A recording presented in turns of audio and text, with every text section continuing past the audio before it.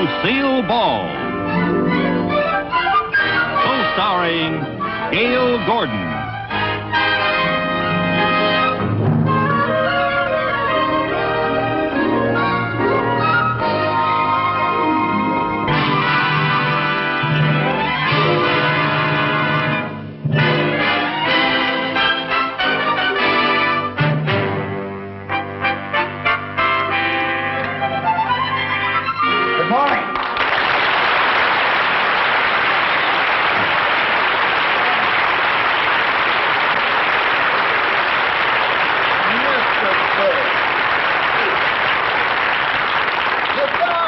Mr. Burns, now then, what can I do for you? I stopped by to pick up my dividend statement. Ah, yes. Well, my secretary has your files. She'll be right back. Fine. Do you smoke cigars, Mr. Mooney? Yes, I do, yes. May I have one?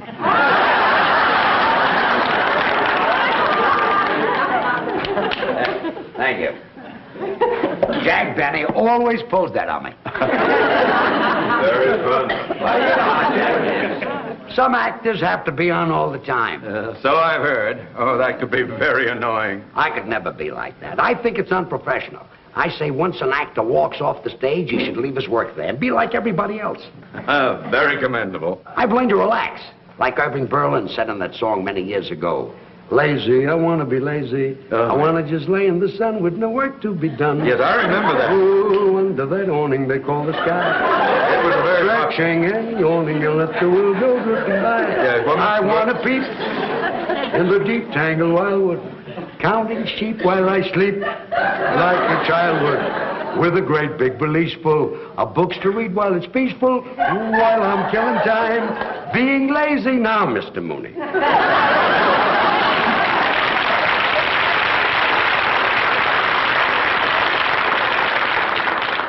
Maybe I can find your file, Mr. Burns. It should be here under the B's. All right, Martin, Miller, Munson, Murph. Under the B's? Maybe we'd better wait for my secretary. I hope you don't mind waiting. Think nothing of it. Now that I'm not doing an act anymore, all I've got is time on my hands. You and Will. Nothing but loving you. And if I fall, once and for all, I'll see my dreams come true. Moments to spare for someone you can't... Excuse me, Mr. Burns. Yes, I was here, what? Because... Time on my hands, you and Mr. Mooney, don't be embarrassed. Nobody ever lets me finish a song. Would you care for another cigar? Oh, no, go right on with your work. Yeah. I'll just sit here and look at the stock report. Oh, yes. I envy you, Mr. Burns. How's that? Well, being able to retire in the prime of your life, just sit back and to collect dividends. Well, that might be true about some people, but not about me. Huh? It kills me not to be doing an act. Well, why did you stop working? Well, I've always liked to work with women. I had a great act going with Carol Channing, and then she left me. She went into Hello, Dolly, and then I did an act with Dorothy Provine, and then she went into television, and Connie Stevens went into pictures. Well, why don't you find some other girl to work with you? Mr. Mooney, comedians are not that easy to find. Gotta find a girl with a kind of a pixie personality, eccentric, way out, a real kook. A girl like that is very, very hard to find. Here's the contract, Mr. Mooney. Well, it's about time you got here. I've been trying to find Mr. Burns' file. Oh, George Burns. How do you do? Oh, you've been a favorite of mine for years. Thank you. Oh, I used to watch you all the time on radio. You watched me on radio? I mean, I used to listen to you on television. Listen to me on television? Yeah, that was the year my picture tube went out. You should have gone back to watching me on radio. Oh, you say the funniest thing. Mrs. Carmichael! I've been trying to find Mr. Burns' file. It is not under the B's. Oh, I must have put it under the X's. Why would you put the B file under the X's? Well, that poor little file never has anything in it. Here. Well, where is it? Well, no, I don't know. Wait a minute. I bet I know what I did. You see, Mr. Burns, I always have trouble remembering names, so I took a course in word association. Now, Burns reminds me of fire. So you filed it under the F? No, fire reminds me of stove. So you put my file under the S.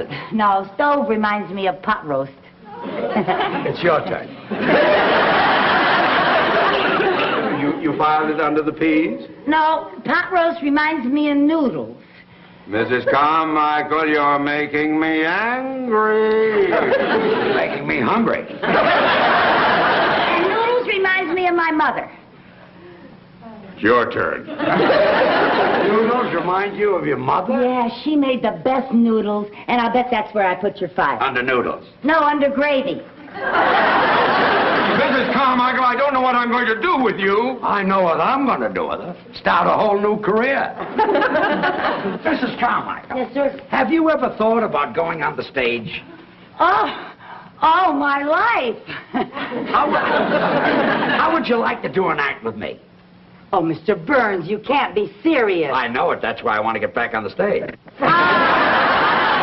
Oh. What do you say? Oh, well, that's very nice of you, Mr. Burns, but I couldn't do that. I couldn't quit my job here. Why not? Because it wouldn't be fair to you, Mr. Mooney. You need me. Good help is hard to find. Well, I'd be delighted to start looking. Now, Mrs. Carmichael, this is a great opportunity for you to make a lot of money. Yes, I know it does sound like a wonderful opportunity. Yeah. Oh, and you know, today, my horoscope said that my whole future was going to take a turn for the better. So did mine. How much would I make? Well, it's unprofessional for an artist to discuss money. Oh. That's usually handled by your agent or someone who handles your financial matters. Oh, well, Mr. Mooney usually handles all my financial things. Yes, and I'd be delighted to represent you in this matter. Would you? Yes, indeed. For the customary 20%. 10% is customary. Oh, 10. Oh, yeah. Well, you see, I'm new to show business. You two talk it over, and when you decide on what you want, you can get together with my agent. Fine. Here's my address. Be at my apartment tonight, and we can start rehearsing. Your apartment? Nice and quiet there, and nobody will bother us. Well, I hardly know you, Mr. Burns, and going to your apartment, you in show business and all. Mrs. Carmichael, you don't have to worry about a man like Mr. Burns. She does, too. Well,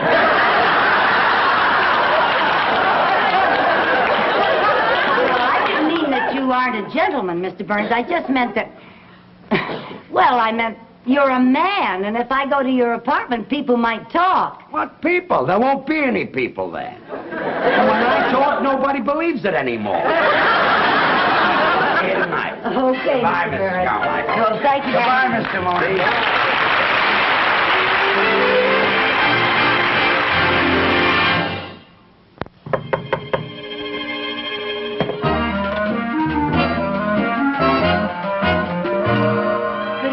Good evening. Come on in. Thank you. Oh, what a lovely apartment. Well, I'm glad you like it. Oh, it's so beautiful. Are you ready to try a little rehearsal? Oh, yes. I can hardly wait to find out what I do on the stage. First, you've got to learn how to get on the stage. Oh, yes, sir. See, making an entrance is very important. Oh. Now, let's see. Where are we? That'll be the wings right there. Oh, uh-huh. Now, this will be center stage. Yes, sir. Yeah. Is that the audience out there? That's the audience. Okay. Now, we're introduced over the house mic. Oh, are we? Ladies and gentlemen, here they are, George Burns and Lucy Carmichael. Now, the orchestra plays our entrance music. Oh, what is our entrance music? Some of these days. Oh! Now, let's make our entrance. Let's go into from the over here. Now, you walk out just like I do. Yes, sir. Okay. Yes, sir. Now, here they are, ladies and gentlemen, George Burns and Lucy Carmichael. Now, there's music, and I'm walking out, and I'm bowing, and I get to the center of the stage, and when I get to the center of the stage...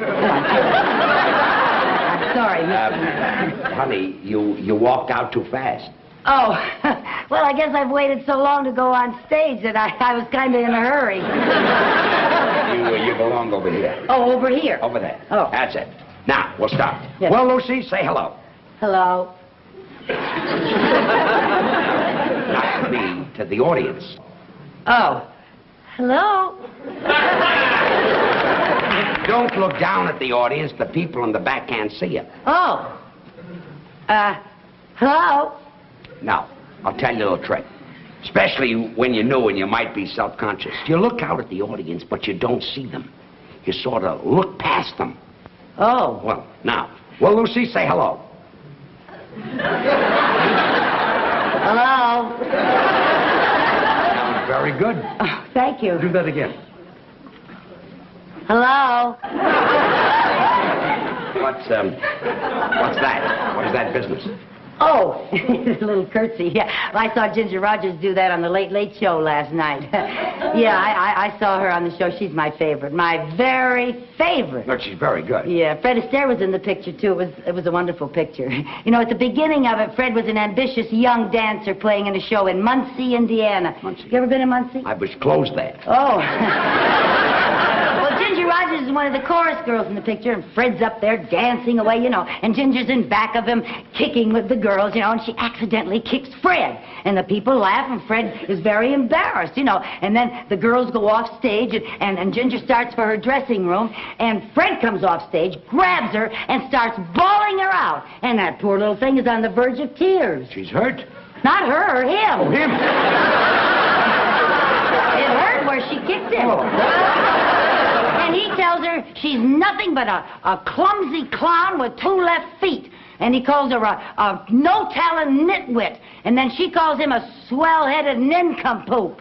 Yeah, and that's when they realize that they really love each other. It always... So, later that night, he goes over to her apartment to apologize for bawling her out, you know. And he knocks on the door. He knocks on the door. If that's Fred Astaire, I'm giving up cigars. Come in.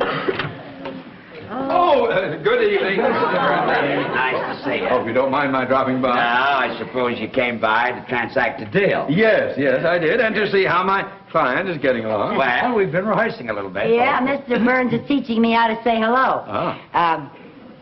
Hello. Oh, my, that's very good. You'll be worth a lot of money, this girl. Well, I don't discuss money. You'll have to talk to my agent. Hello. Yeah, no more. Hello? Save it until after we've made a deal. By the way, Mr. Mooney, I hope you don't think I'm taking advantage of you. How's that? Well, show business is new to you, and you'll be dealing with a man who's had a lot of experience in theatrical deals. Well, what's the difference? Money is money, and after all, a man with my vast banking and financial experience, it may be that your agent will be the one who is at a disadvantage. Oh, no. My agent is very good at money matters. Oh? Excuse me. Yeah. Hello? Mr. Burns, your agent's calling. Good, put him on. Hello, George. This is Jack. Just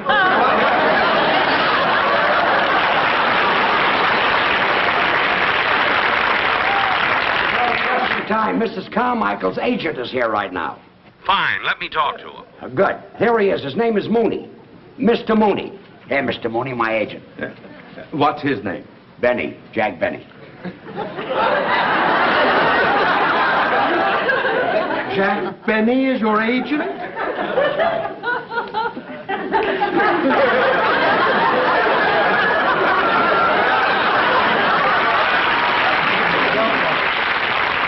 We'll be fair to you.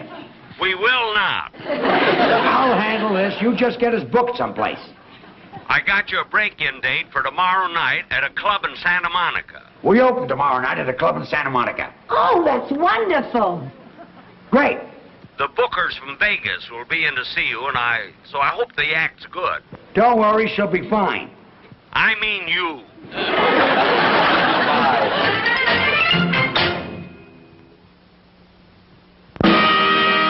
And now, ladies and gentlemen, George Burns and Lucy Carmichael.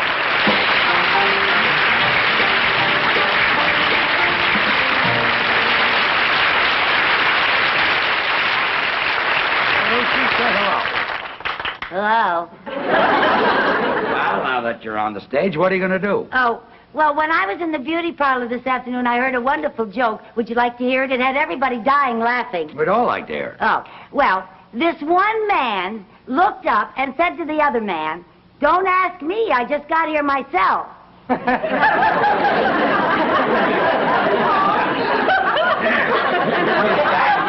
Is that the joke?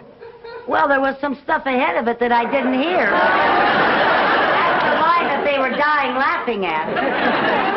I wouldn't tell that if I were you. Too old? Oh, yes, it's been kicked. Oh. Let's talk about your brother. Oh, which brother do you want to talk about? The one that's married or the one that's in love? The tall one. Oh, yeah. Well, that's my brother Harry. He's with the FBI. Your brother's with the FBI? Yeah, they picked him up in Kansas City. So the FBI picked him up. Well, they had to. He couldn't pick himself up. Loaded again. Yeah. Poor Harry. Hasn't your family ever tried to do something about his drinking? Well, we sent him to a psychiatrist, and the psychiatrist worked and worked to get to the bottom of Harry's drinking. And finally, he found out Harry's problem. What was it? Harry likes to drink. Well, we all have our reasons. I think Harry drinks to forget. Forget what? That he's a kleptomaniac. He's a kleptomaniac. Harry was always going into stores and taking things, so you know what my mother did? What? Well, she took some adhesive, and she taped his hand shut, all but this one finger. Taped his hand shut, all but that. Why? Well, so he could play marbles with my other brother. You can't play marbles with one finger. Well, Mother did that to even up the game. You see, Harry didn't have all of his fingers, and my other brother didn't have all of his marbles.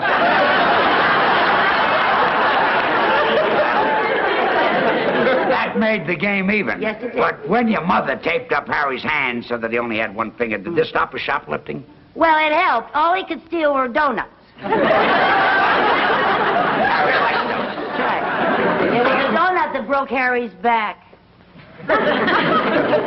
Donut broke his back? Yeah. You see, he had a donut in his right-hand pocket, and he tried to get it out with his left hand. And broke his back? Yeah. Well, the next time he's got a donut in his right-hand pocket, tell him to try to take it out with his right hand. Well, that's kind of hard when you got your pants on backward. He had his pants on backward? Yeah. You see, Harry had a suit with two pair of pants, and he put one pair on frontwards and one pair on backwards. So that he could walk either way. That's when the truck hit him. What truck? The truck that didn't have its lights on. Well, why didn't the man in the truck have his lights on? Well, he didn't have to. It was daytime. Well, if it was daytime, didn't the man in the truck see your brother coming? He didn't know it was my brother. Oh, he saw two pair of pants coming toward him, and he drove right between them. Well, that's our music cue. And my cue. Two sweethearts in a country town, the neighbors say, lived happily the whole day long. Until one day told he must go away, she wondered then what could go wrong. He said, you know it's true, I love you best of all, and yet it's best if we should part. Just as he went away, he heard a sweetheart say, here's a pretty tempo, Lucy, play with it. Although it broke her heart. Some of these days, Yes, some of these days, you'll miss me, honey. you're gonna miss me, honey. Some of these days, Yes, one of these days, you'll feel so lonely. you'll be feeling oh so You'll lonely. miss my You hugging. used to love it when I'd hug and You'll squeeze you. miss my kissing. You'd ask for more, and I You'll tease miss you. me only You want me only when you go away. when you're a million You'll miles. feel so lonely. In the evening when the sun goes Just down, for me only. I'll be on the other side of For town. you know, Oh, honey, you know, baby, you had your way. that you went and had your way. And when you leave me, Here's I know 'twill grieve you me. can bet you're gonna be full of sorrow. You miss Your blue-eyed baby, some of these days.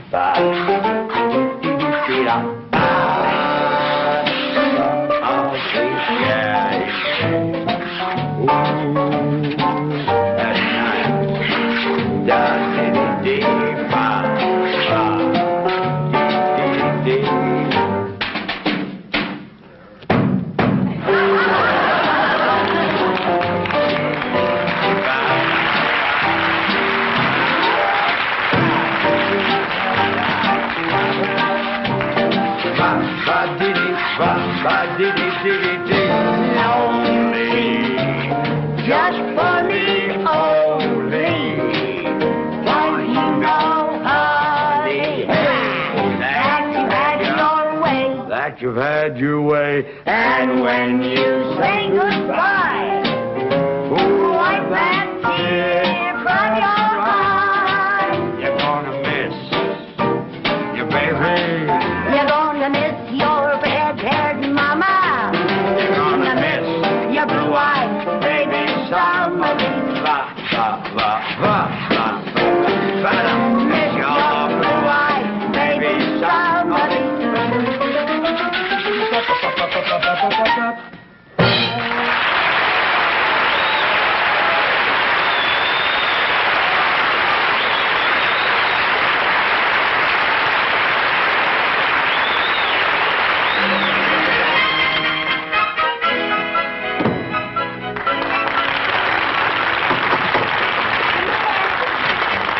Lucy, you were just great. Thank you. Everybody out front is talking. Carmichael, I couldn't be more proud of you. Oh, Mr. Mooney, that's the first time you ever kissed me. Well, banking and show business are different. You know, this girl is sensational, and the men from Las Vegas have offered $10,000 for the act. $10,000? They'll go as high as 15 if you won't sing. We'll take the 10. Did you hear that, Lucy? We're going to Vegas. Oh, that's just wonderful. You know, this is like what happened to Ginger Rogers in that picture last night. The producer saw her on the stage. She got an offer to go to Vegas, but she'd been with Fred so long that she didn't want to be... Oh, Mr. Burns, I can't go. Why not? Oh, because I can't leave Mr. Mooney. But I want you to go. Oh, no, you don't. You need me. I don't need you. I want you to leave. Oh, I couldn't leave you any more than Ginger could leave Fred. Not even when Fred pretended to be mad and said things that were very nasty to make her mad. Mrs. Carmichael, please get it through your head. I want you to go with Mr. Burns. My life would be happier without you. Happier! That's just what Fred said, because he didn't want to stand in her way. But Ginger knew that Fred needed her, just like you need me, Mr. Mooney. Now. Mr. Burns, but it just wouldn't work. I couldn't be funny out on the stage thinking about Mr. Mooney back in the bank trying to get along without me. Mr. Mooney, you must be a wonderful man. How do you inspire such loyalty? I don't know what I've done to deserve this. Well, I hope you're not mad at me, Mr. Burns. What for? This is the story of my life. But what about the engagement at Las Vegas? Well, now that I don't have a girl, I guess we'll have to pass up the $10,000. Oh, I'm just awfully sorry about it, but, you know, Mr. Burns, Mr. Mooney has... What are you doing? If you think I'm going to let $10,000 go down the drain, you are crazy. Some of these days...